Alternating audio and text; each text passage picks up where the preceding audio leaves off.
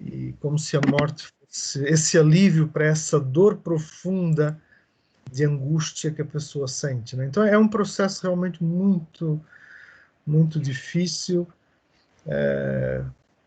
em que a pessoa se sente atormentada, né, perseguida, e talvez o que você até mencionou, o que seria isso, né? Dessa visão de horrores, Visão né? de horrores, né? Não deixa de ser essa visão atormentada, né? Em que muitas vezes a realidade e os receios, as projeções dessa pessoa se abatem sobre ela e, e a levam a ficar tão descompensada, tão doente, que ela chega a esse extremo. Mas é algo terrível, é algo terrível. Nós, como igreja, nós temos uma vocação, um chamado de Deus para promover saúde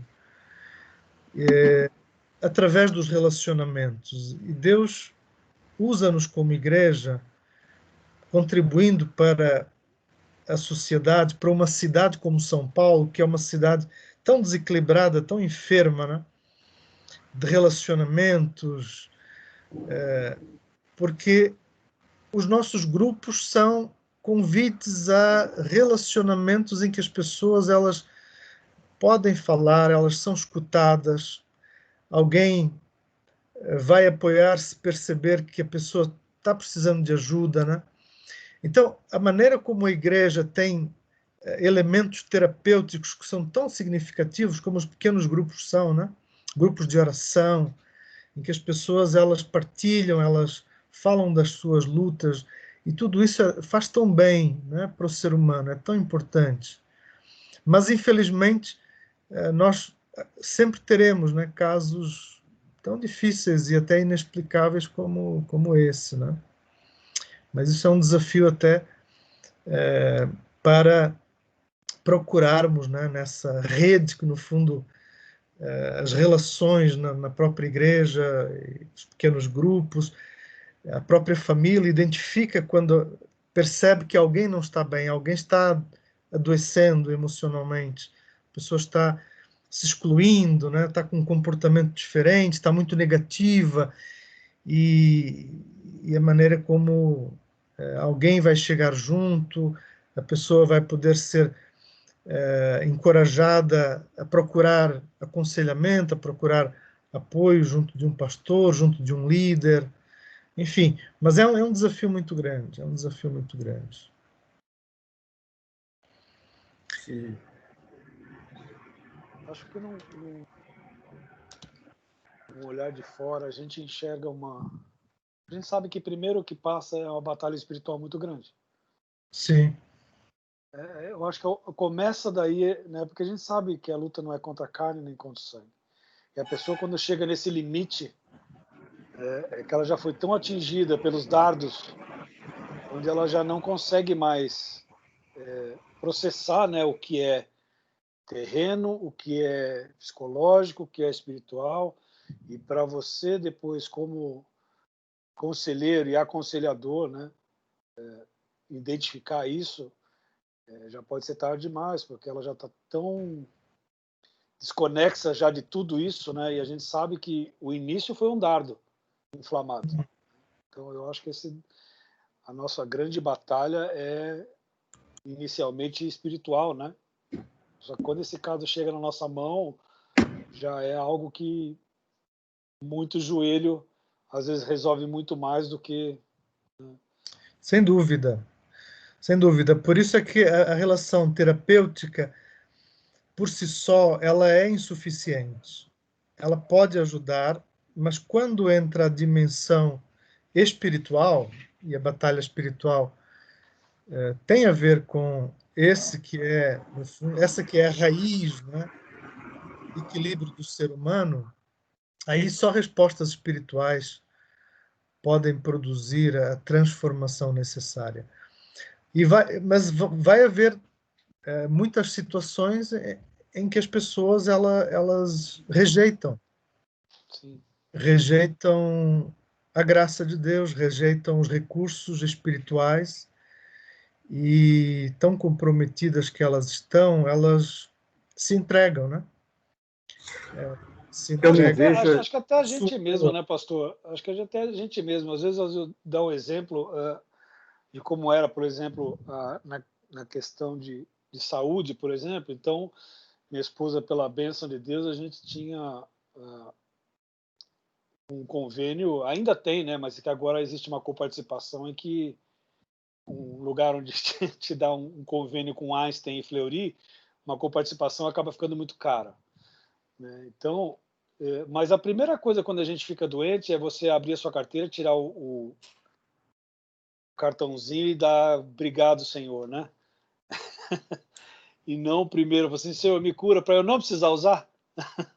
Então é isso, a gente já olha aqui, você, puxa, que bênção que você me deu o negócio, eu vou para o hospital, o melhor hospital do mundo.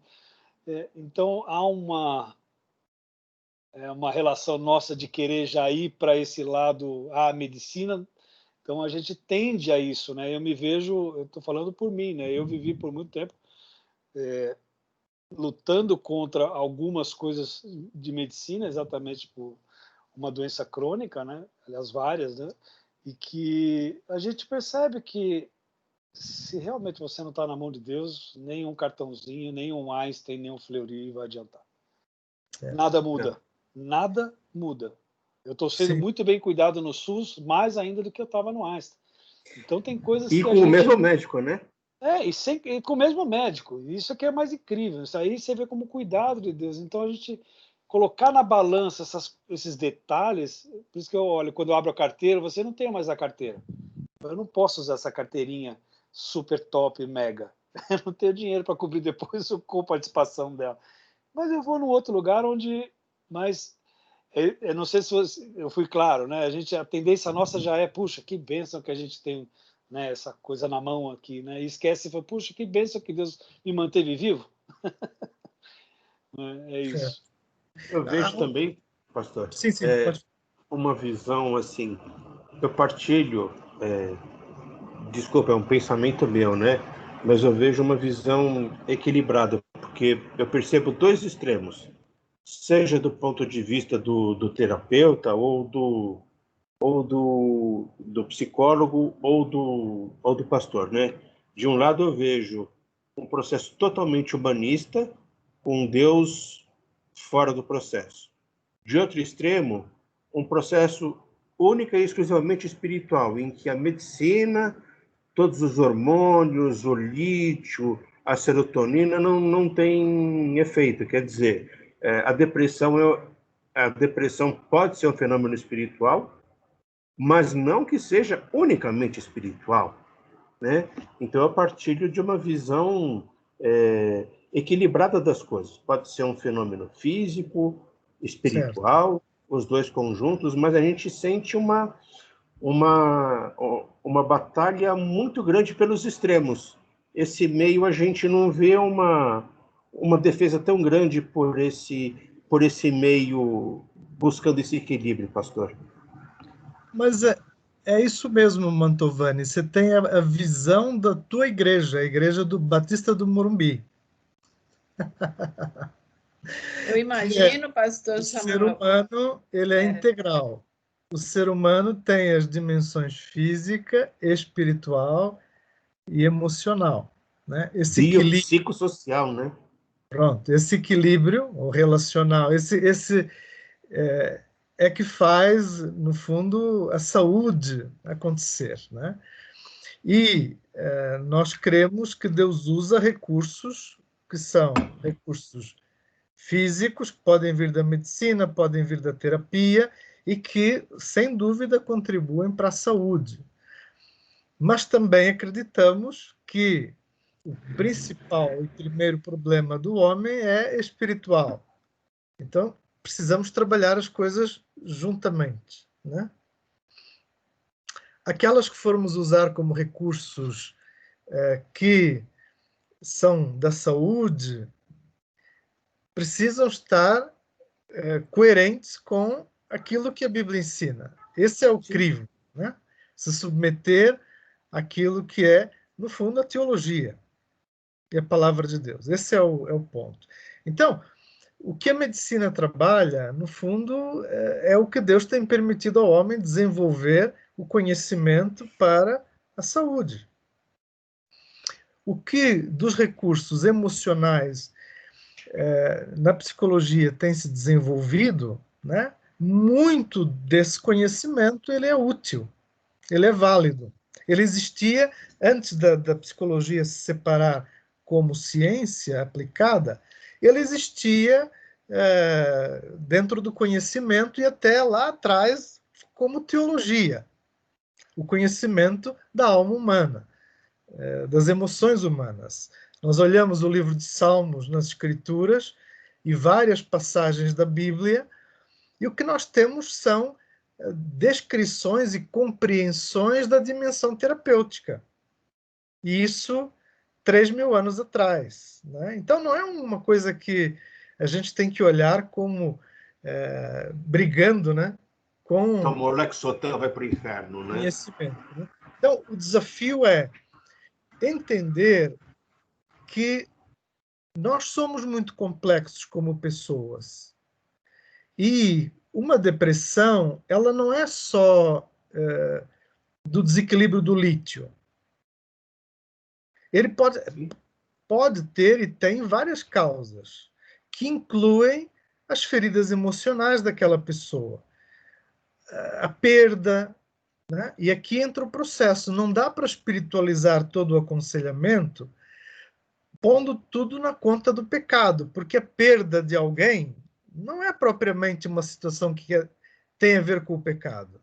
E o luto que daí é saudável e necessário viver, né? Então tem que haver aqui uma compreensão que ela busque esse equilíbrio, que é a visão que nós temos como igreja e como centro de aconselhamento, né? Então, por isso, a nossa perspectiva é do aconselhamento cristão, baseado nas escrituras, que tem a teologia como a boa teologia e a graça como referência, né? Mas que sabe sim aproveitar os recursos que nos vêm desse desenvolvimento de estudos sobre a mente humana, sobre a própria estrutura física, né, do cérebro humano, das emoções, etc. Por isso nós, muitas vezes, encaminhamos pessoas, quando percebemos quadros que elas têm no aconselhamento, em que a pessoa ela vai necessitar se equilibrar para poder lidar com as causas do problema. Então, em depressão, isso é muito comum. Você percebe sintomas de que a pessoa está com depressão clínica, não é aquela tristeza só da pessoa estar Tristeza, um pouco melancolia, desanimada. né? Não, a pessoa estar com sintomas de um quadro maior que envolve uma depressão clínica. E muito provavelmente essa pessoa ela vai beneficiar de tomar algum remédio que a ajude por um tempo a ela se equilibrar, se ela não está conseguindo funcionar socialmente. Daí é possível trabalhar com ela para que ela ganhe de volta, né, essa condição de poder ir trabalhar, de poder encarar aí as coisas difíceis que ela está procurando evitar. Algumas vezes, pela oração e a pessoa crendo, né, ela é capaz de dar esses passos e vai precisar muito menos de tomar né, algum desses remedinhos para ajudar ali durante uns meses, né, que a pessoa se equilibre. Outras vão precisar, mas o desafio é não ver as coisas como se elas fossem só espiritualmente e é só através da expulsão daquele demônio que a pessoa ela vai ficar boa, né? Então, vamos expulsar o espírito de impaciência no trânsito para lidar com o problema da pessoa que tem aí questões sérias de agressividade. Então, expulsa aquele demônio seria bom, porque era mais rápido e mais fácil. Terapia rapidinho, né? aconselhamento, você chega lá, expulsa o demônio, e aí, dependendo da turma mais pentecostal, até às vezes eles dizem que isso funciona, né? Mas a gente acredita que é um processo que envolve outras dimensões, mas que também, sim, espiritualmente, aí está o que dá consistência à cura, né? O que vai lá na raiz do problema do ser humano. Seja alguém que não conhece a Deus e que se converte, seja alguém que é crente já, mas precisa trabalhar as renúncias na sua vida, né, o arrependimento e essa novidade de vida com um discipulado assim bem próximo para que ela experimente essa transformação e fortalecimento. Sim, temos aqui uma fila. Pierre, Carolina e mais um. Pediram Afanásio. Afanásio. Primeiro. E o Afanásio. Então, pastor Samuel, como foi colocado aí nesses esses dois extremos, né, que o Mantovani destacou, e aí eu acredito que o aconselhamento cristão, né, nós como pastores perdemos muito espaço por conta desse extremo, né, que tudo é demônio e tal, né, e esqueceu de observar essas questões, né, dos problemas atuais. Só que também no outro extremo, não tem só, assim como também tem o extremo, também tem o mau conselheiro cristão. Mas também, a minha realidade aqui também, tem muitos maus médicos. Então, por exemplo, a pessoa vai no psiquiatra, ela é encaminhada, né, para o psiquiatra, para o neurologista, e de imediato, sem nem fazer um exame, sem nada, já passa uma carrada de remédios, entendeu?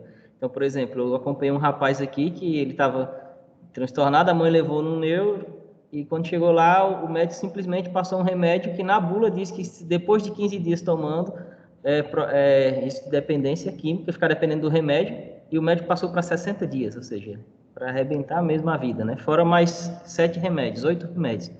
E aí eu perguntei, qual foi o exame que foi feito? Não fez exame nenhum. Então, assim, é muito comum isso também, as pessoas irem e em uma consulta, às vezes de 10, 15, 20 minutos, às vezes não demora nem meia hora, em pouca conversa ele só passa o remédio, aí do ponto de vista pragmático, a pessoa está ali abalada emocionalmente, o remédio vai forçar uma calmaria, né, e lida com isso. Então, isso é um desafio que eu enfrento constantemente aqui, quando eu lido com pessoas, né, com depressão, essas coisas. Como é que o senhor lida com isso, em casos desse tipo? Muito boa contribuição, Afanásio. Esse é um problema, realmente. A gente tem muitos médicos que eles acabam dopando as pessoas, né? Eles usam, assim, muitas vezes, algumas abordagens terapêuticas agressivas, e o resultado realmente é muito ruim. A pessoa fica dopada. E essa é uma tendência que não, enfim, não é apenas aí tua, né? O desafio é encontrar profissionais, é você acabar conhecendo profissionais, né? Um psicólogo que tenha, se ele não é cristão com uma visão bíblica sólida, né?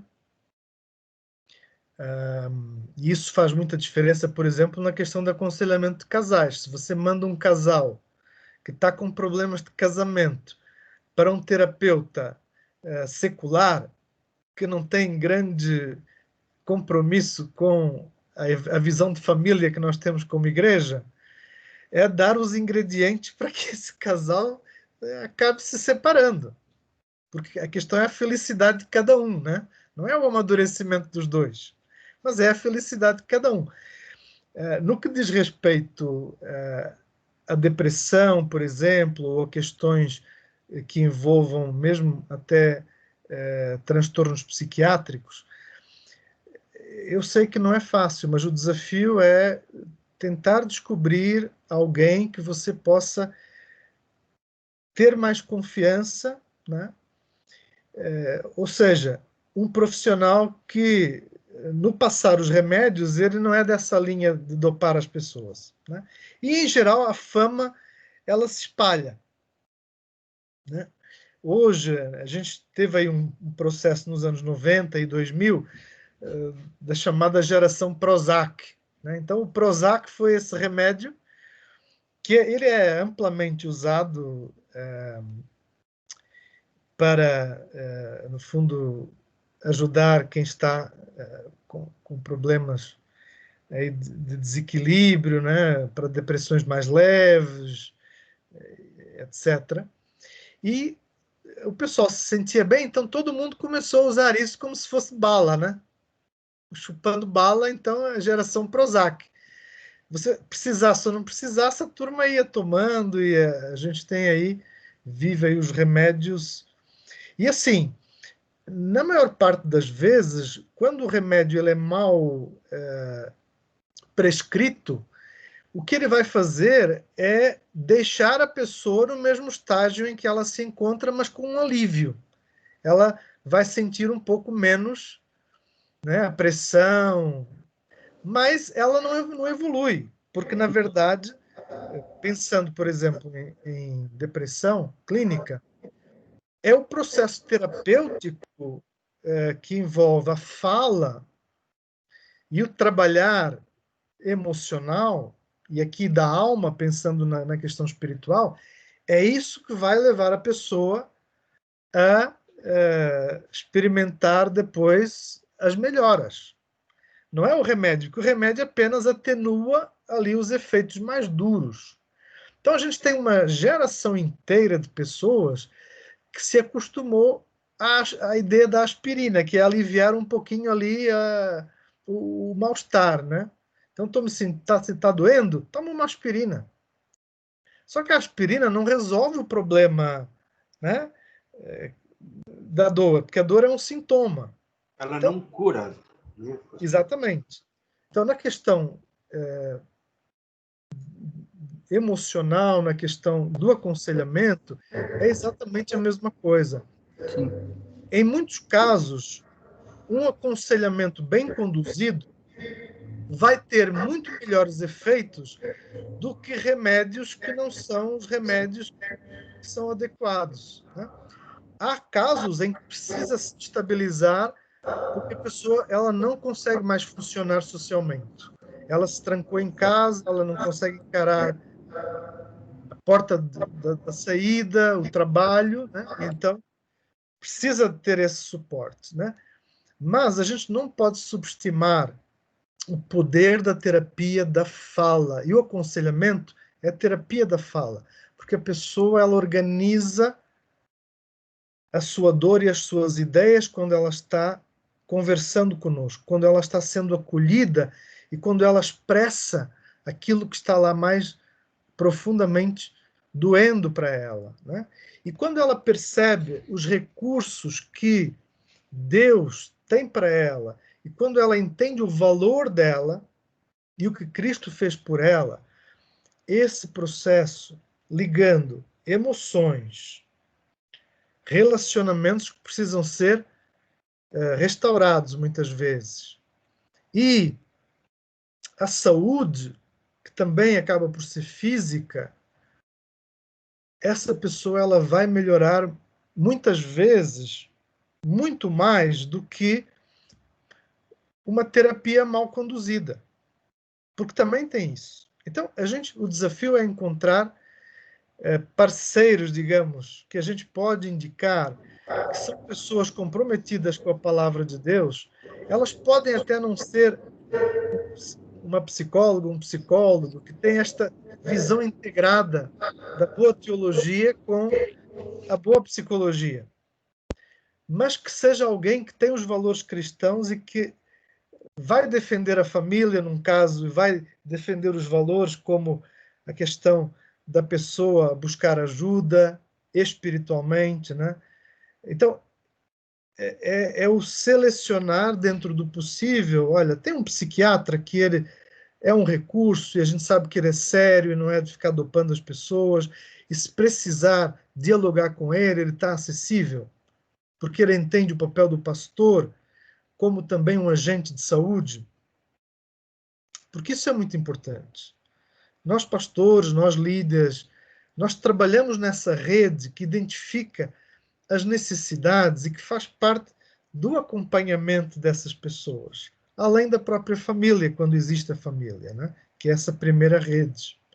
Então, encontrar esses parceiros é um desafio. Pode ser que não se consiga logo, mas é algo que todo pastor deve ficar de olho assim, ó, quem é que eu posso, né, tentar construir esse relacionamento, né? Nós temos, graças a Deus, no nosso centro de aconselhamento, um bom número de pessoas que têm este compromisso, né? Isso faz parte das exigências até para recebermos pessoas que são voluntárias no nosso centro. Elas passam por um treinamento, compreendem a visão com teologia para a saúde, como é que as coisas se conectam. Isso realmente faz diferença. Nós temos a supervisão que fazemos dos casos, né? Então, assim, mas dentro do possível, temos que encontrar bons parceiros, né? Ótimo. Letícia. Mas não é a Letícia que está aqui, é o Rafa. Mas a Letícia também está aí. Ah, agora vi. Eu acho que a Carol tinha levantado a mão primeiro, não? Ah, é? Sim. Ah, então, me Eu não perdoa, fui Carol, gente. não estou vendo Eu vou você. esperar. Imagina, eu peço desculpas que eu tô sem a câmera hoje ligada, porque eu tive um acidente doméstico aqui no meu, no meu computador, então eu não vou conseguir ligar a câmera. Foi o Flávio. Dessa vez não fui eu. Nada grave, né? Não. Não, Só uma ajoelhada na tela. A filha ajoelhou em cima da tela touch. Só isso. Mais nada. pequena avaria. Mas o que eu queria compartilhar, e até entrando nisso que o Afanásio estava comentando, né, que é difícil às vezes a gente ter o diagnóstico preciso. Eu, há alguns anos, eu tive um problema que era uma dor física, né, tive um problema ortopédico, mas que nenhum médico conseguia definir o que era, onde era, né. E essa dor que era tão forte, tão consistente, né, ela não ia embora. Para ter uma ideia, eu tomava Tramal 3 vezes ao dia, e a dor ela não cessava. E essa dor ela desencadeou um processo de depressão. Eu nem sabia que uma dor, assim, física poderia desencadear esse processo. Então, exatamente isso que a gente estava falando, né, o que eu senti foi isso, é uma desorganização, eu me desorganizei. Eu já não sabia mais quem eu era, o meu papel, não conseguia trabalhar, não conseguia cuidar da casa, e aí você se desestabiliza, porque você realmente não entende o que está acontecendo. Eu tinha certeza absoluta que eu tinha alguma doença mais grave, né, eu dizia para o Fábio: "Não, eu tenho algo muito sério, algum tumor, alguma coisa, já na cabeça", porque era realmente, assim, a confusão mental que eu tinha era bastante grande também, por conta da dor. E aí assim, a bênção foi que a gente chegou passamos em vários médicos, né, mas chegamos num neuro que ele foi bastante criterioso, fez exames ortopédicos, até porque ele tinha, um irmão que era ortopedista, que também o ajudou nesse diagnóstico, e aí entendemos que eu tinha um problema, e que precisaria tratar esse problema, né, esse problema físico. Tomei remédios também, primeiro para aliviar, né, dos sintomas da depressão, para poder ter forças para fazer uma fisioterapia, enfim, fazer todo o tratamento. E o que eu queria concluir é que eu comecei a voltar, né, a ter essa organização até mental, e disse para o Fábio: "Olha, o nosso tempo afastado de Deus chegou ao fim, nós vamos voltar para a igreja, eu preciso", e realmente toda essa combinação, fez com que eu me levantasse. Então, claro, a gente que conhece, né, e a gente sabe, a gente sabia, eu e o Fábio, onde estávamos, né, não estávamos no lugar onde deveríamos estar, e foi, assim, muito, muito precioso esse tratamento de Deus comigo, juntamente com as outras terapias. Que joia. Obrigado por partilhar o teu testemunho, né? É isso mesmo. A depressão, ela pode ter uma causa mais direta, como a dor crônica, e é muito comum em certas patologias em que a dor crônica faz parte, gerando um desgaste em que chega ao ponto que a pessoa ela acaba não conseguindo mais ter a resistência, né? E ela acaba adoecendo também emocionalmente, né? Há razões que, por vezes, têm a ver com perdas não só de pessoas queridas, próximas, como perda do trabalho, questões de frustração, né? Relacionamentos, divórcio, enfim, são diversas as razões que muitas vezes levam, né, a pessoa a adoecer e a ter depressão. E isso é diferente na maneira como os homens e as mulheres acabam desenvolvendo, né? Mas normalmente são quadros compostos. Dificilmente é uma causa só. É como se as nossas resistências elas fossem sendo minadas, né? A pessoa ela está equilibrada, está bem, está com saúde, mas é como se ela começasse a sofrer um desgaste, né? Que, com o passar do tempo, a leva depois a adoecer. Podem haver razões também espirituais, aqui trazendo esse olhar ministerial para essa compreensão da dor humana, e há sim causas espirituais que levam a esgotamentos, que levam à depressão. Então, a depressão é uma doença que ela tem muitas facetas e dificilmente uma causa só. Por isso é que ela é bem complexa. O diagnosticar os sintomas não é tão difícil. O que é difícil muitas vezes é trabalhar, achar lá o que é que está lá na raiz, o que é que mais profundamente gera essa dor, que é uma dor que os remédios não resolvem, né? Eles aliviam. Mas lá na causa é necessário esse processo que pode ser feito tanto emocionalmente, com terapia, uma terapia adequada, mas também pode ser feito através do processo de aconselhamento, nesse trabalhar passo a passo com a pessoa para encontrar onde está o desequilíbrio, onde está realmente a raiz daquilo que gera, no fundo, esse adoecer, né? Então, mas a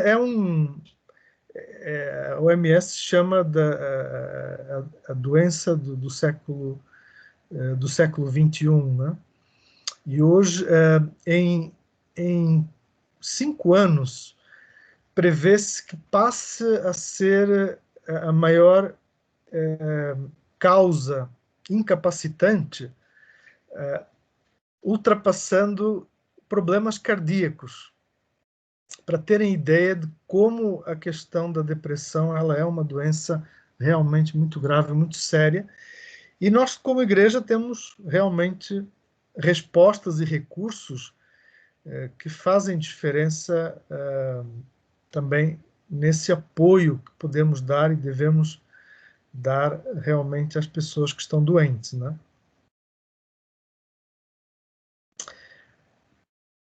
Letícia. Oi, gente, boa noite. Apareci escondida, mas estamos aqui. Minha pergunta, pastor, vocês estão me ouvindo, gente? Está tudo congelado. Acho que o pessoal está com sono. Sim, tá tudo certo aí. Temos que animar aqui. Tá. Não, isso tinha caído. Voltando.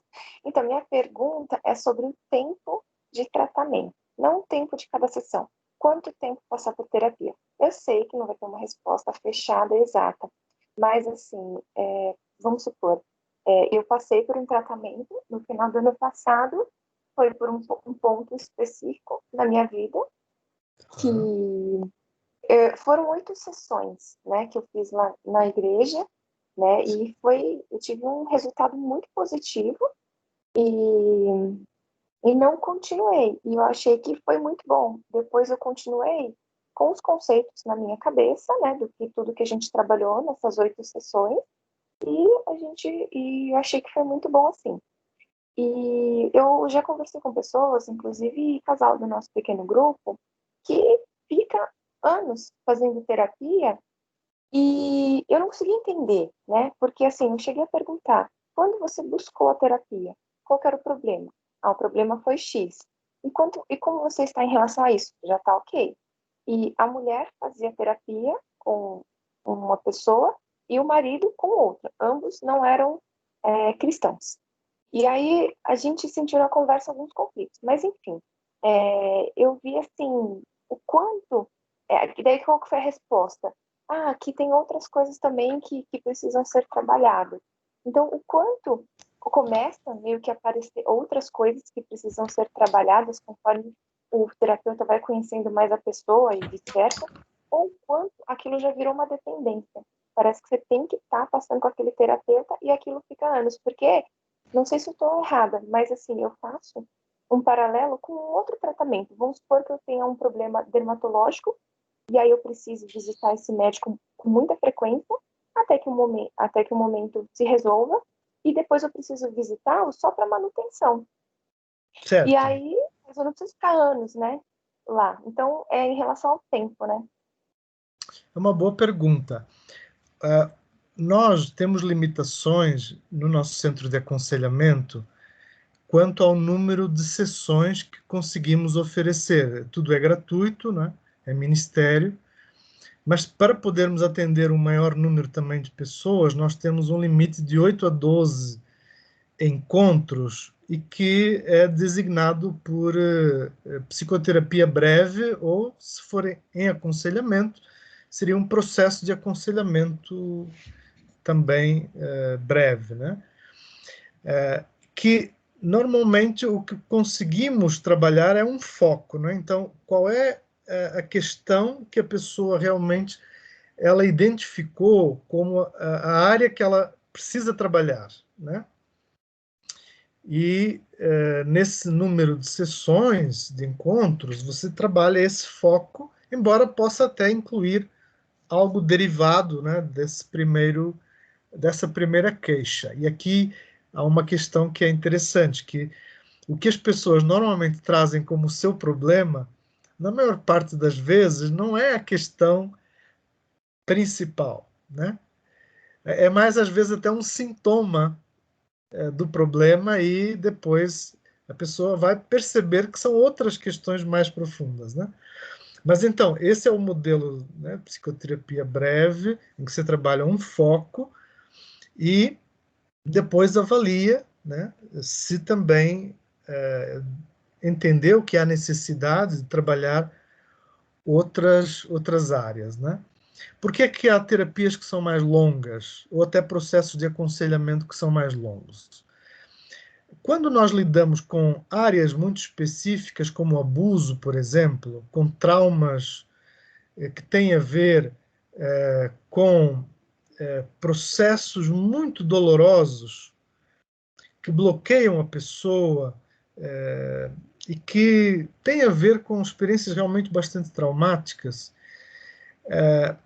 um número de encontros ele não é suficiente para conseguir se trabalhar cada uma das etapas, porque é como se a pessoa ela guardasse lá num cofre essa sua dor e essas memórias, e para abrir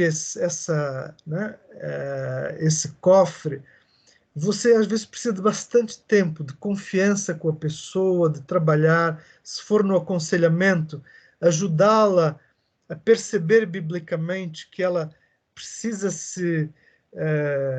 né, precisa reconhecer e se permitir falar da experiência, lidar com a dor, vencer essas etapas. Então, são processos que eles têm uma complexidade e eles são mais longos, né? E dependem dessa relação de confiança, né? Na psicoterapia também, as primeiras sessões, querendo ou não, há um processo de confiança que se estabelece. E que você só vai abrir aquilo que é mais profundo lá na tua dor se você sentir uma ligação, né? Que você confia naquela pessoa. Então, assim, há pessoas que precisam de anos de terapia para lidar com questões mais complexas, como eu mencionei. E também, aqui só resumindo, há também questões que vêm, às vezes, da maneira como a gente cresceu desde criança e que nos tornaram pessoas muito inseguras. Então, por exemplo, quando eu cresci numa casa em que toda hora eu era recriminado ou duvidavam do meu valor e a maneira como educavam, aquela maneira antiga, era justamente criticar, enfim.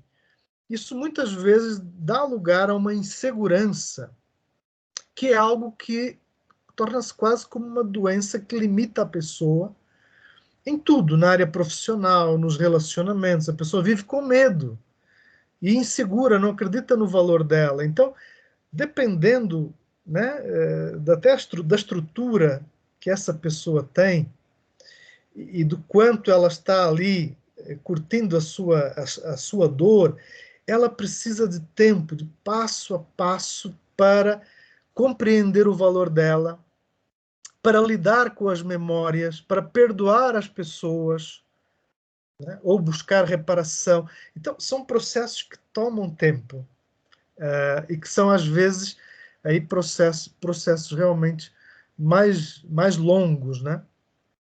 Então, é um desafio. Agora, vocês devem imaginar, em aconselhamento, um pastor é muito caro. Por que um pastor é muito caro? Não que a gente ganhe salários, né, por aí além, não é isso que eu estou dizendo. O Humberto já estava até preocupado aqui com... Mas o pastor é caro por quê? Porque a gente tem outros desafios que a gente também tem que fazer, né, como parte do ministério pastoral. Então, imagina, se a gente dedicar 20 horas da semana para aconselhamento, como é que a gente vai fazer todas as outras atividades?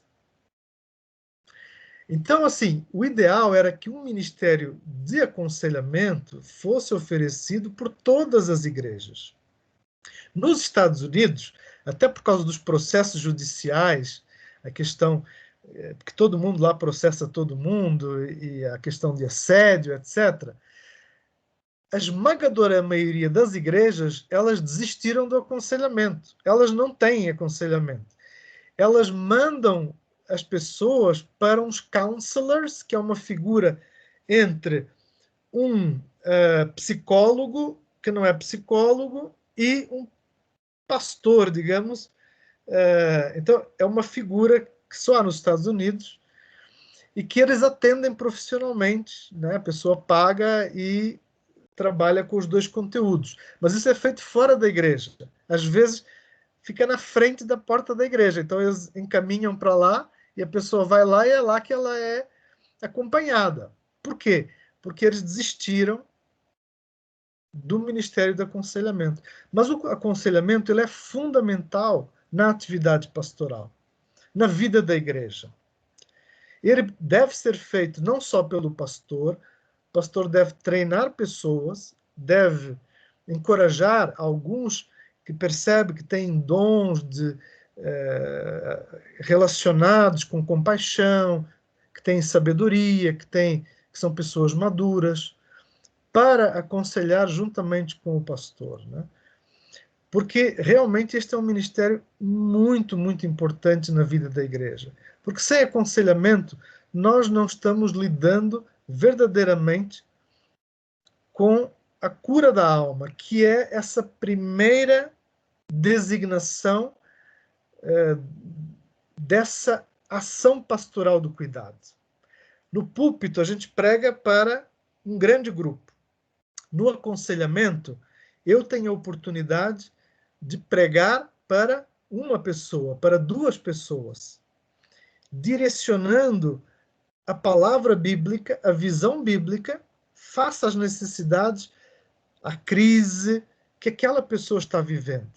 Imagina se a gente no púlpito conseguisse falar com 100 pessoas, com 1000 pessoas, conseguindo entrar especificamente naquilo que é a necessidade dela.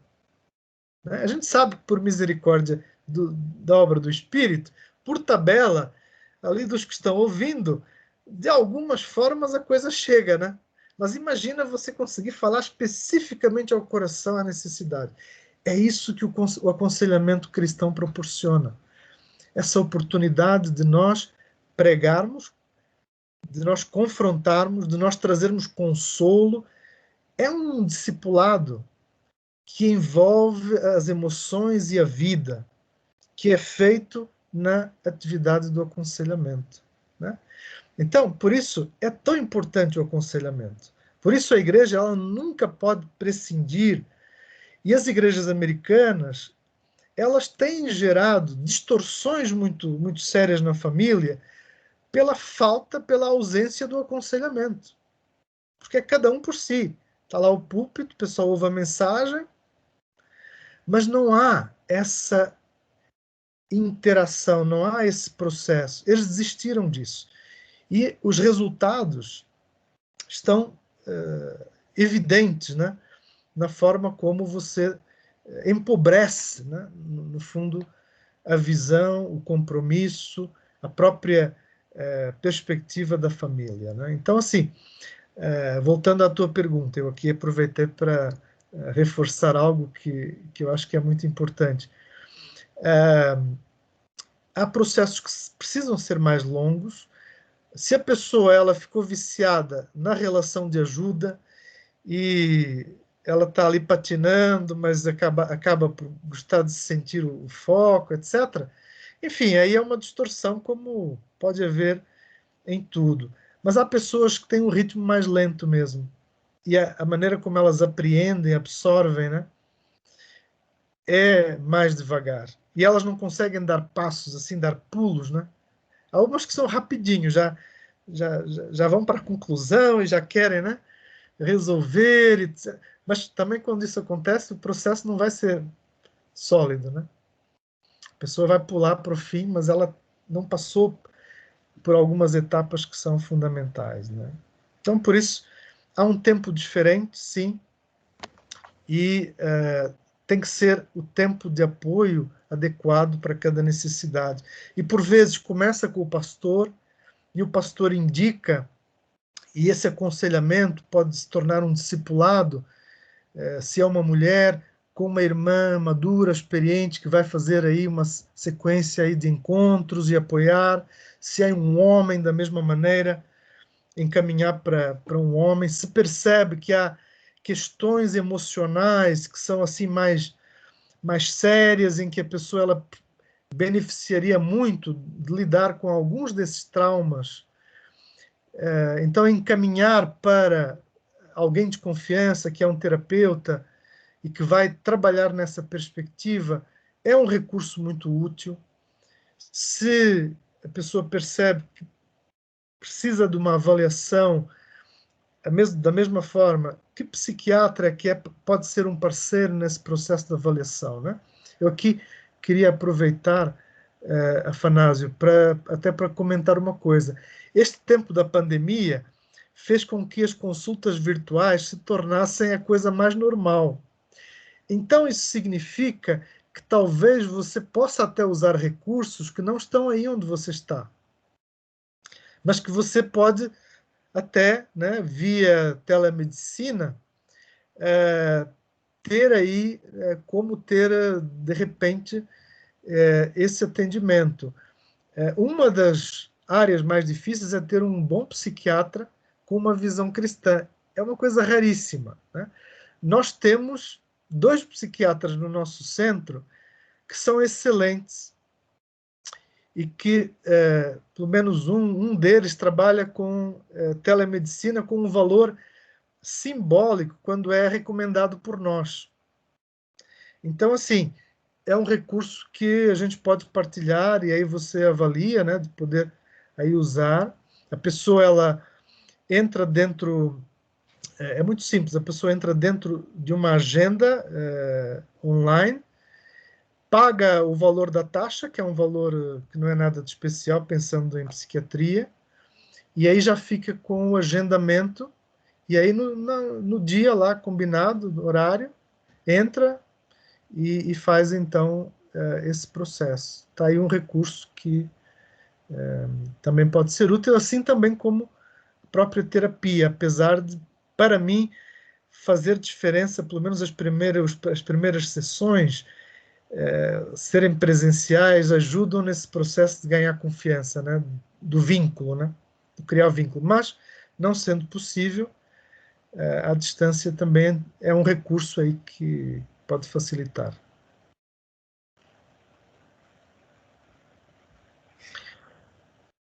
Posso Tem passar, um então? comentário, se puder. Pois não. Fala, E, querido Edu, olá. o nosso mais A gente antigo talibã da nossa igreja. quase.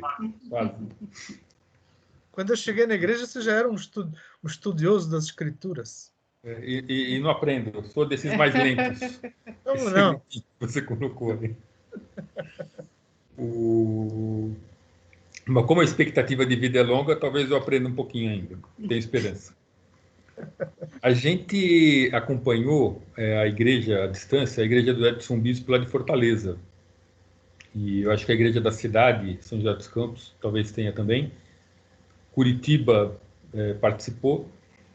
E acho que eles têm lá o que eles chamam de Celebrando a Restauração, né? Vou falar bem rápido. Sim. Veio lá de Saddleback também. E eles pegaram, de uma forma muito simplista aqui que eu vou falar, mas eles levaram o aconselhamento de uma forma ativa para a igreja inteira, né? Então eles saíram de uma posição, vou usar palavras aqui que não se aplicam, mas só para simplificar o resultado, né?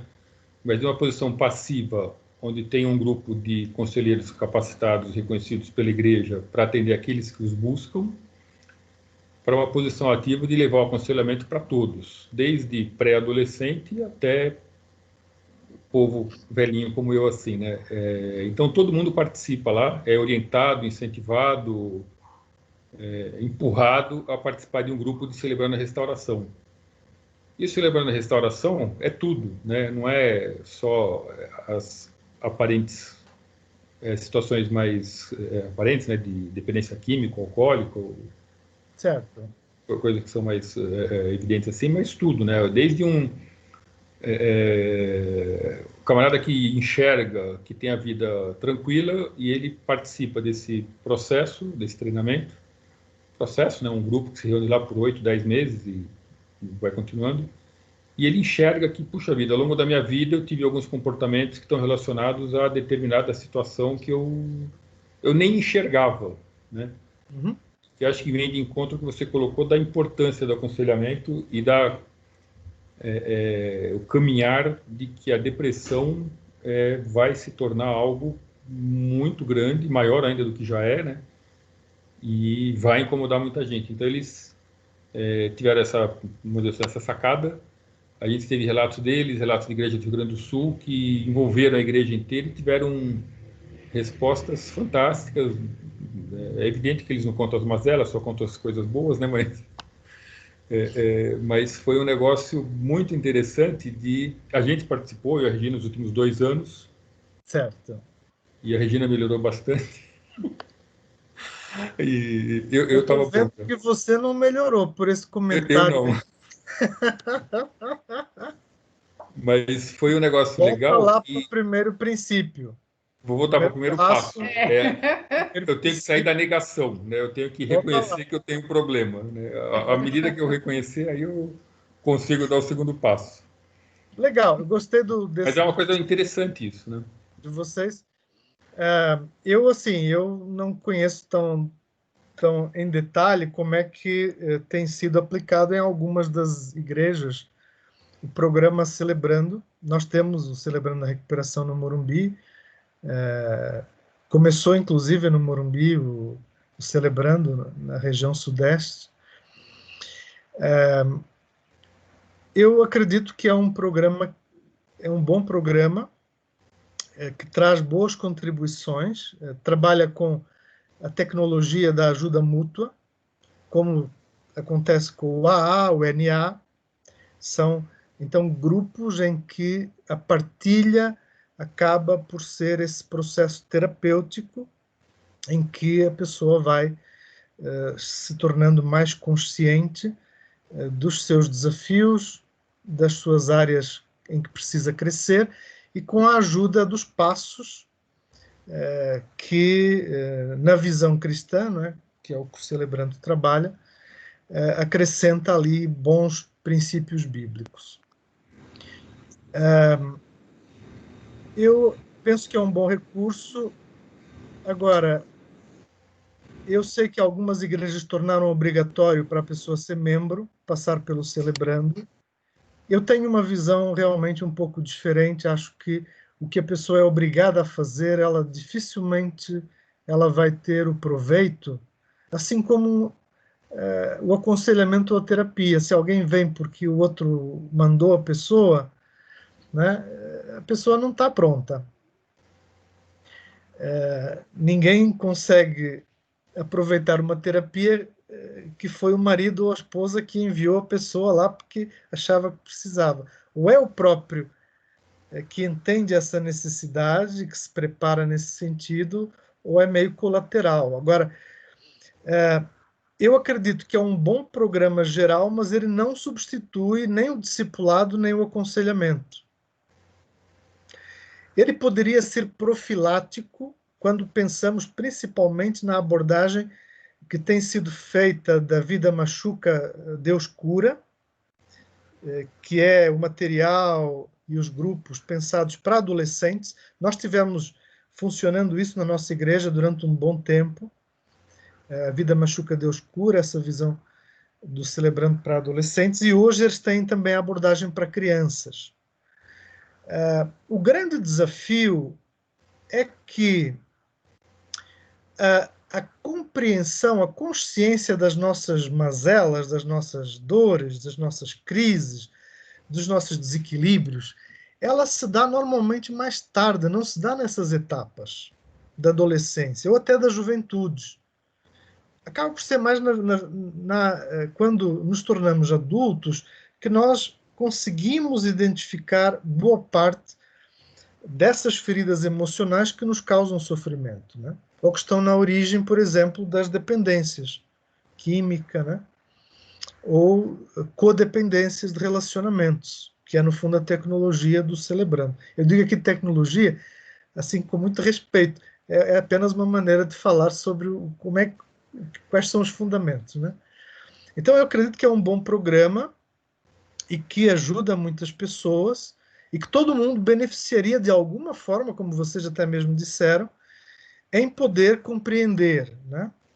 Agora, eu entendo, por exemplo, na nossa igreja, muitos casos que são percebidos no Celebrando são encaminhados para nós trabalharmos em aconselhamento, como formas bem específicas de ir onde o programa não consegue atender, porque o programa não é interventivo. O próprio padrinho, que é uma figura de apoio, ele não pode ficar interferindo na vida da pessoa, nem aconselhando. Ele é um só um comentário naquele é exatamente isso, né? E o que você comentou, que o caminhar, né? Que uma dos motes lá é que a cura vem pelo falar, né? Quer dizer, você ouve e você não fala nada. Samuel, haja dessa forma, haja daquela. Fala, não, naquela... o propósito é que você fale, né? E aí vai tratando o seu problema. E aí acontece o que você está comentando, que, olha, tem situações que, olha, você deve ser encaminhado para um acompanhamento mais específico, né? Mais desperta a pessoa. Né? Perfeito. Mas é exatamente então, o que você está comentando. Eu acredito que são ministérios complementares, né? Sim. Tudo tem que caminhar junto, né? Não pode ser separado. É como se o Celebrando, a proposta fosse no atacado e você vai trabalhar no varejo e com as questões especializadas, específicas. A maior riqueza para mim do Celebrando são os grupos de passos. Os grupos de passos trabalham um discipulado sensível às questões emocionais com as pessoas, e aí são grupos fechados, onde há devolutiva. Onde há devolutiva, onde a pessoa não só ela partilha, mas ela recebe também interação, ela é desafiada a pensar sobre algumas questões, e isso vai ajudá-la. E aí eu acho que é o mais robusto do Celebrando são os grupos de passos, é a maior riqueza que esse ministério tem, além de, claro, acolher muitas pessoas, né? Então, acredito que são bons ministérios aí complementares, né? E que têm realmente um valor muito grande. Nós temos trabalhado integrando, Celebrando com o Centro de Aconselhamento e também com os pequenos grupos da igreja, né? E aí o desafio é que mais pessoas se beneficiem do Celebrando, mas, às vezes, enfim, não é tão fácil. É o nosso, talvez, maior desafio é como é que a gente consegue aproximar mais pessoas daquilo que o Celebrando tem de bons recursos para oferecer, né? Gente, eu estou aqui olhando o tempo, a gente vai até às 11, é isso, Humberto? Já estamos quase aqui, né? Ixi. Tá mudo aí, Humbertão. Às vezes a gente vai até às 11. Mas... às vezes? Então já passou. Não. Mas quando a coisa tá boa, o povo nem fica me cutucando, não. Vamos passar aqui aos outros pontos, que são os compromissos para o aconselhamento cristão. O Evangelho é a resposta para o problema do pecado que envolve o ser humano. E essa é a primeira raiz que leva a pessoa à necessidade do aconselhamento, né? E o pecado, de que forma? Motivo, comportamento, pecado contra os outros, o pecado consequente, enfim, quando aqui nós falamos de pecado, não é que seja um pecado específico necessariamente, mas é o desequilíbrio que o pecado gera no ser humano, né? Em primeiro lugar, a separação de Deus, e isso torna o homem incompleto, quebrado, e relacionalmente ele nunca vai poder viver de forma saudável se ele está desconectado, né? Então o pecado gera essas diversas expressões que acabam trazendo esse desequilíbrio para as emoções, para o comportamento, para as prioridades que a pessoa vive. Então, este é o terceiro compromisso, que esse pecado, em todas as suas dimensões, é o problema primário com o qual o conselheiro deve lidar. E o passo seguinte de compromisso: o Evangelho de Cristo é a resposta para esse que é o primeiro e principal problema do ser humano, né? Então, esta é uma dimensão que é bastante semelhante ao discipulado, porque se a pessoa não tem o Evangelho ainda muito claro na sua vida, porque ela não recebeu a Jesus, em algum momento do acolhimento, do ouvir a necessidade da pessoa, nós vamos propor os passos para a compreensão de Cristo como resposta para o primeiro problema do ser humano. Isso significa que aconselhamento é evangelização? Sim e não. Não, porque se formos só evangelizar, nós não vamos lidar com as outras questões que a pessoa tem e que são suficientemente difíceis e complexas, né? Agora, sim, porque tudo o que nós fazemos, incluindo o trabalhar, seja o acolhimento da dor, seja o identificar-se com a pessoa, seja o perceber como essa pessoa ela está ferida e que passos de arrependimento, que passos de mudança ela precisa para superar aí as suas lutas, isso só vai ser possível com a ajuda do Espírito Santo. Então o Evangelho é a resposta para a pessoa, para o problema fundamental que é o pecado. Quinto compromisso para o aconselhamento cristão. O processo de mudança deve ter como objetivo a santificação progressiva, isto é, quando caminhamos passo a passo com a pessoa, o propósito deverá ser que Cristo se forme na mente, depois nas convicções, nas prioridades, nas reações que a pessoa tem, enfim, em cada dimensão da sua vida, dos relacionamentos, etc. Então, o processo de mudança ela tem como objetivo essa santificação progressiva na vida, então, da pessoa. E, por último, o aconselhamento é uma atividade fundamentalmente pastoral que deve estar baseada na igreja. Não é propriamente uma atividade que a gente deva entender como uma coisa profissional, né, usando técnica, ou tentando fazer o que a psicoterapia faz. Não. O aconselhamento cristão é uma atividade fundamentalmente pastoral, ou seja, decorre do cuidado pastoral, está comprometido com os valores e com a comunidade cristã, está inserido nos ministérios da igreja, está dialogando com cada área, com os pequenos grupos, com homens, com mulheres, com jovens. É um ministério que caminha junto e em rede, funciona em rede, numa cooperação, né? A pessoa não é vista como um indivíduo que precisa de abordagens usando boas técnicas para que assim ela mude comportamentos, como se fosse um coaching espiritual. Não, isso é bobagem. O aconselhamento é essa atividade que, tal como o púlpito que ensina, tal como os pequenos grupos, tal como a escola bíblica, tal como os ministérios e as oportunidades de serviço, tudo isso contribui para a formação do discípulo e também para o seu crescimento. Por isso, ela deve ser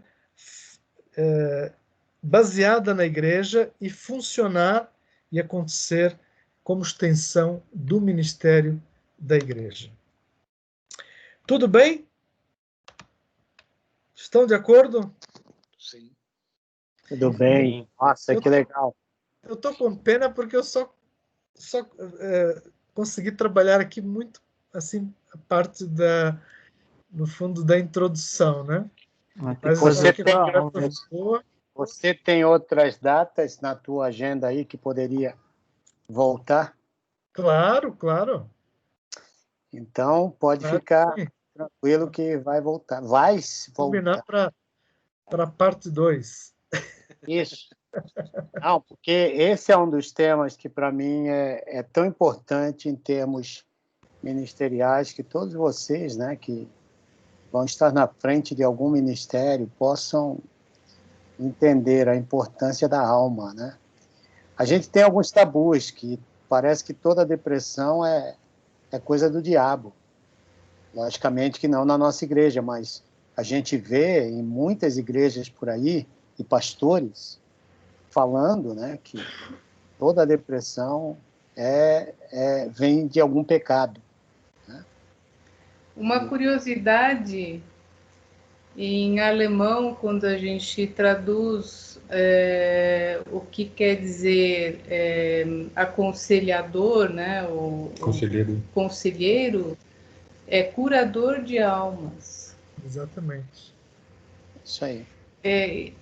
Eu acho isso incrível, né? E muita como vocês falaram, acho que muitas igrejas perderam essa oportunidade de exercer esse papel, né, com as pessoas, por isso que existe muita depressão por aí. Tem um relato rápido só, ela falou de alemão, a gente não passa da meia-noite, não. Pai da Regina, pastor, né, viveu como missionário no Brasil mais de 50 anos. Numa viagem na Alemanha, uns talvez 30 anos atrás, ele deu carona para uma moça, né? Ele adora, não conhecia, entrou no carro lá e ia de uma cidade para outra, dá carona. E papo vai, papo vem, e Cristo, assim, Deus. Ao final do trajeto curto, essa moça falou, eu ia me suicidar. Depois dessa conversa com vocês, eu mudei de ideia. E entregou sua vida a Jesus ali também. Passados alguns anos, ela se casou com um primo da Regina. E hoje, esse casal, o primo e ela, moram perto dos pais da Regina lá e são aqueles que são os olhos deles com... história mais longa, mas ou seja, o evangelho, o que você comentou agora por último, Samuel, né? A relevância do evangelho na cura, né? Sem dúvida, sem dúvida. Então é um relato super legal esse. Acho que na próxima conversa a gente pode trabalhar um pouco mais a questão de que o alívio da dor não é o propósito do aconselhamento. A aspirina que alivia a dor é talvez o que as pessoas mais gostariam, assim, né? Tá doendo? Então, alivia. Mas o que a palavra nos ensina e o que Deus quer trabalhar em nós, quer no aconselhamento, quer no discipulado, envolve o enfrentar a dor, enfrentar aquilo que em nós precisa de cura, de fortalecimento, de restauração, e isso é a direção espiritual, que é, no fundo, para onde o aconselhamento, que se quer mais profundo, ele vai realmente caminhar. É um relacionamento em que o compreender como Deus está trabalhando em nós, né? E nas nossas lutas, e no nosso momento, como essa dor ela é proveitosa no que Deus quer realizar e como Ele está nos transformando, né? Então, a gente pode falar um pouco mais sobre essa segunda área aí na próxima conversa. Você me dá as tuas datas, Samuel, e a gente coloca aqui na agenda, tá bom? Tá joia. Uma coisa que eu gostaria, né, de mencionar, que eu não mencionei sobre o Samuel, é que o Samuel fez mestrado com um dos grandes homens na área de discipulado. Fala um pouquinho disso, Samuel, para a gente. De aconselhamento, né? Aconselhamento. Eu tive a bênção de estudar com Larry Crabb. Então, boa parte da visão do aconselhamento, eu acabei trabalhando a partir também das experiências com ele e também daí para algumas outras áreas assim de especialização, mas ele acabou por ser, digamos, a principal referência. Ele já foi mais conhecido no Brasil, anos 90, conferências CEPAL, etc. Entretanto, ele já está velhinho, mas segue fazendo lá o ministério dele, né? Foi um ícone na área de aconselhamento esse homem, né? Conhecido aí. E você tem razão, porque ele trabalhou essa visão e foi talvez o primeiro de juntar aconselhamento e a perspectiva do discipulado e da boa teologia, né? Então, essa foi a vocação que ele, ao longo dos 40 anos de pesquisa dele, realmente o moveu, né? Não quero aqui entrar em grandes polêmicas, mas o que o Samuel falou, terminando, boa teologia é o que mais nós precisamos nesse Brasil nos dias de hoje. Aí, vamos ficar atentos. Na semana que vem a gente vai discutir alguma coisa sobre isso. mas já vão lendo, estudando. Qual é o valor da Bíblia para você, né? Especialmente quando a gente trata... Comemoração do Dia da Reforma? Verdade. Bom, Devemos fazer uma reforma aqui no Brasil. Yeah. Não, começa em vocês, né? Eu acho que tudo isso que a gente está vendo aqui é algo tão importante para o ministério que muita gente esqueceu no caminho, né? Então vamos resgatar aquilo que é mais precioso, né? Hoje nós vimos tanta coisa preciosa aqui. Eu gostaria que alguém só terminasse com 2 frases dizendo o que você aprendeu.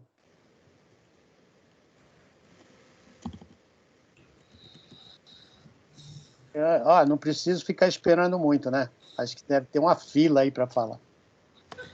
Não, uma coisa é acho que ao longo de toda a exposição e as contribuições é que eu acho que assim, as expectativas de quem busca o aconselhamento é uma, e do conselheiro capaz, né, Jay Adams, lá, que eu tinha dificuldade enorme de ler nos anos 80, na igreja que eu era, tem que se adequar, né? Então o conselheiro tem que ser alguém muito sábio para conseguir ouvir aquele que o busca e ajudá-lo, não é fazer, né, porque não vai fazer, mas ajudá-lo a encontrar os próprios caminhos, né? A gente não vai dar o remédio, não vai dar aspirina, mas e evidentemente aliviar a dor também, né? Porque o cara está quebrado lá, tem que... Mas e a receita é o evangelho, né? Não tem outro caminho. A vontade louca de ser esse porta-voz de esperança para quem precisa desse cuidado, ser acolhido. Eu que já passei pelo NA, passei pelo Celebrando a Recuperação. Você está aí do lado ou não? Oi? Você ainda não foi liberto do NA, não, né?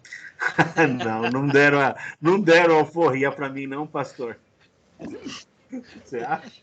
Mostra a canequinha aí para o pastor Samuel. Humberto, você está provocando. Você internar esse cara de pastor, novo. Eu vou apresentar o irmão Andréia. E a garrafa está vazia. Está vazia. Eu uso isso aí para fazer estrogonofe aqui em casa. Isso, a gente também. É a receita do peru com uísque, conhece, não? E essa marca aí porque é o mais barato. Isso aí pode ir longe, hein? Mas desculpe, Mantovani, eu te entendo. Não, mas nós temos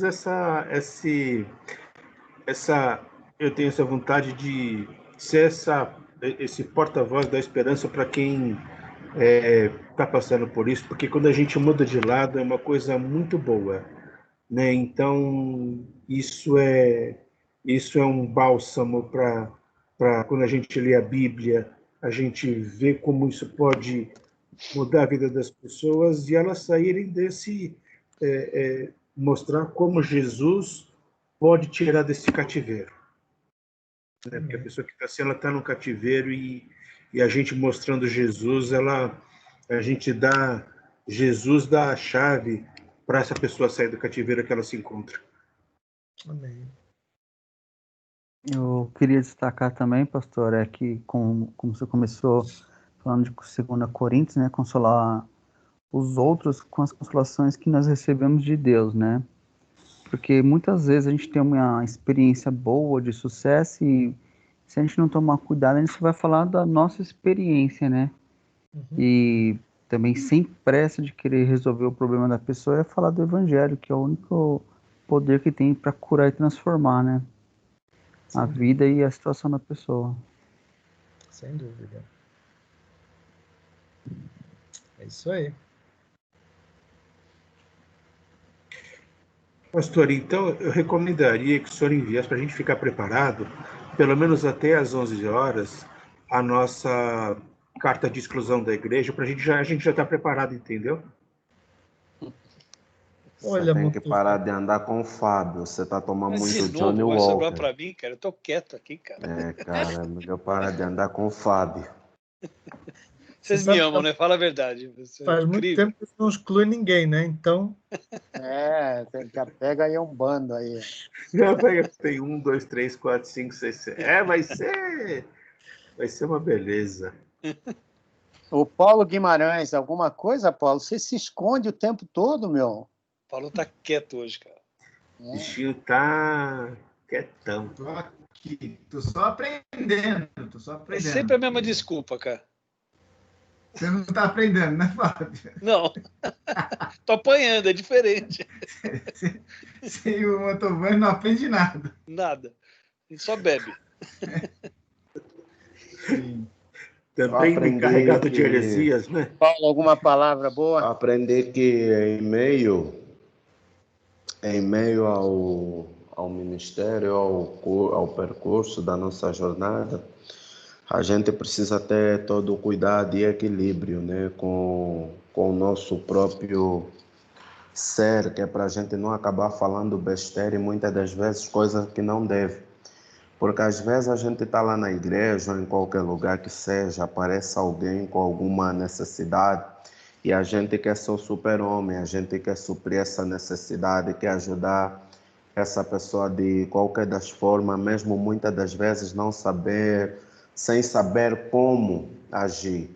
Então, às vezes, isso pode acabar atrapalhando, porque isso pode acabar gerando perspectivas para o outro lado que não deviam ser geradas. Então, a gente precisa aprender a ficar calado, a dizer um não e a saber quando e como agir, né? Eu achei muito interessante esse cuidado que a gente precisa ter na parte do aconselhamento. Sem dúvida, Gerson, e se me permitem apenas deixar isso muito claro, porque às vezes a gente pode imaginar, não, para fazer aconselhamento você tem que estudar muito, você tem que ter muita informação, muita experiência, muita bagagem. E, na verdade, o que eu queria que vocês levassem é que esta é uma obra essencialmente do Espírito, em que, mesmo com toda a experiência que a gente possa ter, se nós não formos para um encontro de aconselhamento, nos preparando e deixando que o Espírito Santo fale enquanto a pessoa está falando, enquanto a gente a acolhe, não vai ser produtivo. A gente pode até fazer bonito, dizer o que a pessoa vai gostar de ouvir, mas o processo de condução para que a pessoa ela entre em contato com a sua alma, os seus desafios e o que Deus está fazendo nela, não vai acontecer. Então, queria que vocês guardassem isso. Não é a experiência, às vezes ela ajuda, mas se eu for aconselhar baseado na minha experiência, eu vou estar servindo quentinhas, esquentadas no micro-ondas, quando o que Deus traz é um desafio que é completamente novo. Então, essa dependência, esse ouvir o Espírito, essa disposição nossa em acolher e em deixar que o Espírito nos mostre, nos direcione na conversa, vai fazer toda a diferença. Lembrando que não somos nós, conselheiros, que temos os recursos. É o Senhor Jesus. Então, até o versículo que vamos introduzir ou o que vamos abrir como uma janela para a pessoa de oportunidade, de esperança, de aplicação, ou isso é conduzido pelo Espírito, ou então vai ser apenas palavra solta, às vezes ao vento, mas o que vai realmente lá na alma, aquilo que é da espada do Espírito, que corta e que aplica, isso vai gerar transformação, isso vai gerar o que só a obra de Deus pode fazer, e isso cura, né? Então, eu queria que vocês levassem isso, não é a capacitação do conselheiro, não é a sua expertise, não é ele usar as ferramentas terapêuticas, a diferença realmente vai ser essa dependência de Deus, porque o resultado do aconselhamento é um processo espiritual de fortalecimento, de transformação, de mudança, né? Então guardem isso, né? Porque hoje a gente tem essa postura, né? A cada encontro, ou então não vai ser eficaz o resultado, né?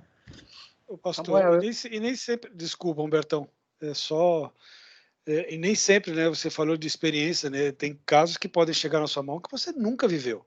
A maioria, inclusive, dos casos, você não passou por aquilo, não adianta a sua experiência.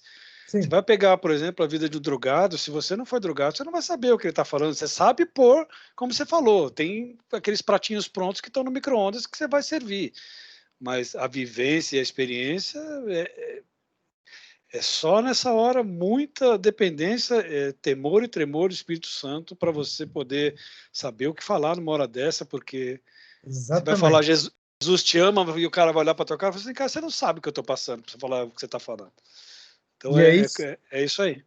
É isso que faz a diferença. Cada encontro, você tendo experiência ou não, você tem que encarar como se você nunca tivesse lidado com a pessoa, com a situação, porque você tem que estar sensível e aberto para não cair na tentação de você aconselhar com base no que você já fez, ou no que você já sabe. Isso não chega. Então, eu gostaria muito, Samuel, que na próxima ou nas próximas vezes, né, que você compartilhar aqui, trouxesse numa delas, que você achar melhor, né, algo sobre... A Silvia, ela me fala um negócio que sempre fica na minha cabeça, que o exército de Cristo é o exército que mais fere os seus próprios soldados. Eu acho que isso tem uma verdade tremenda e isso significa que os púlpitos participam desses ferimentos que são feitos nas pessoas. Tanto é que tem tanta gente que chega na igreja machucada de outras igrejas. Sim. Abuso espiritual, né? Abuso espiritual. Talvez a gente falar um pouco disso, né? A gente ter uma noção de como isso acontece, né? Certo. E eu estou percebendo, né, fazendo aí um curso de sociologia, que hoje a sociologia da religião já está questionando o cristianismo de uma maneira... Bom, sempre questionou, mas agora muito mais devido aos estragos emocionais que algumas seitas estão causando na vida de pessoas. Isso, gente, quando se usa o texto fora do contexto, a gente vai criar um problema seríssimo na vida das pessoas, né? Então, eu gostaria muito, se der, não sei se dá, Samuel, mas a gente preparar um momento para falar desse tema aqui entre nós.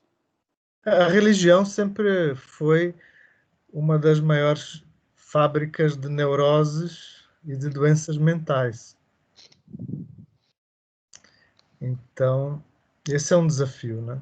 Muito grande. Muito bem, gente. Podemos orar então? Paulo Guimarães, você que estava quietinho aí no seu cantinho, parecia aquele cara da escolinha do professor Raimundo.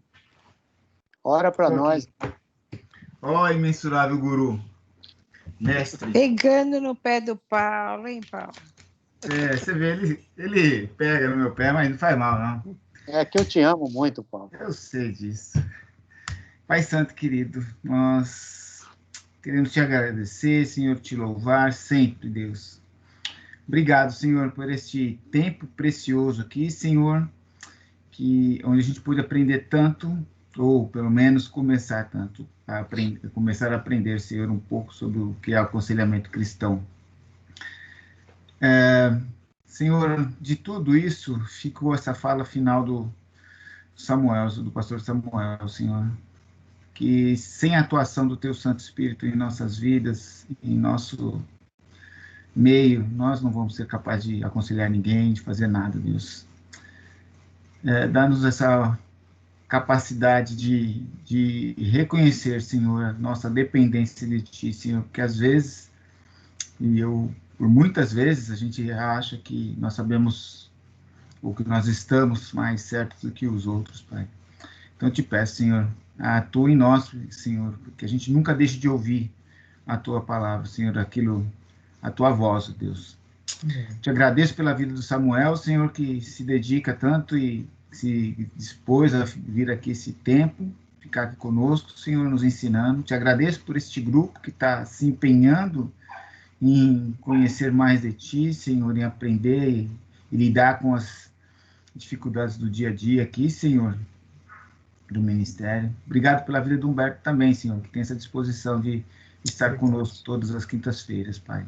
Todas as quartas-feiras. Obrigado, Jesus, enfim, pela Tua boa mão sobre nós. Dá-nos uma noite de descanso agradável, Senhor. Dá-nos um dia amanhã tranquilo, Senhor, com sabedoria que vem de Ti, ó Deus. Que nunca nos falte essa sabedoria. No nome santo, poderoso de Jesus, eu oro agradecido. Amém. Amém, Senhor. Samuel, se você puder dar uma lista de livros para essa turma aí, vai ser muito bom. Tá, joia. Eu agradeço muito, viu, Samuel, pela bênção. Eu que agradeço a oportunidade. Muito bom. Muito legal. Tá, né? Pelo amor de Deus. Agora já abriu a porteira para a gente aprender muito sobre essa área aí. Vamos sim, vamos sim. Gente, Deus abençoe a todos. Amém. Amém. Boa noite. Boa noite. Boa noite. Ótima semana para todos. Até o churrasco na casa do Edu.